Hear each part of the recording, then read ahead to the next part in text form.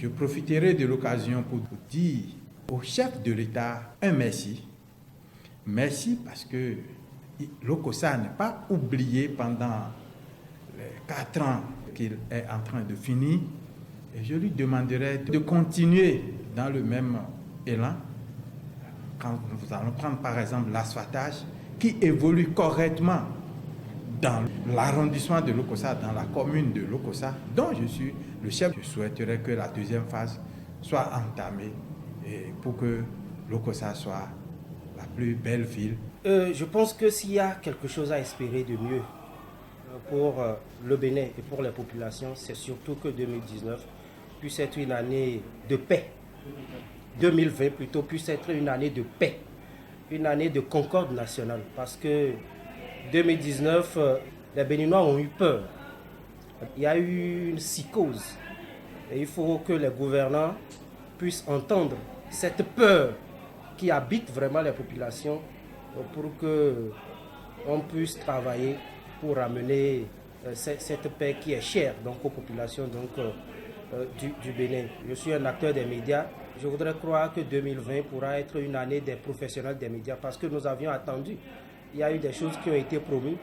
D'abord, je remercie le Parlement pour la loi qui a été votée pour une discrimination en faveur des femmes. C'est une loi qui permet l'émergence politique de la femme.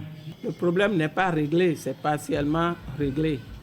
Je suppose que chemin faisant, avec le concours du gouvernement, le reste suivra progressivement. Je demanderai au gouvernement de venir en aide aux femmes regroupées qui mènent des activités lucratives.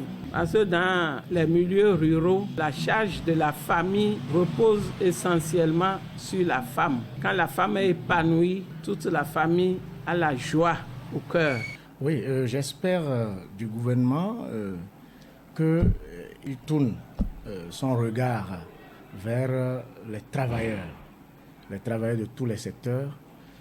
Il y a eu beaucoup de soubresauts dans le secteur public compte tenu des réformes qui ont bousculé des habitudes. Ça, ayons le courage de le reconnaître. Je souhaite qu'un regard beaucoup plus bienveillant soit accordé aux travailleurs du secteur public. Je voudrais également qu'en 2020, le gouvernement essaye de doter les hôpitaux d'équipements modernes pour accompagner les efforts que le personnel fait déjà pour offrir des soins de qualité à la population. Je voudrais également que le gouvernement de mon pays se penche beaucoup plus sur l'apaisement du climat politique. Le Bénin est habitué à vivre en paix. Cette paix a quelque peu été menacée en 2019.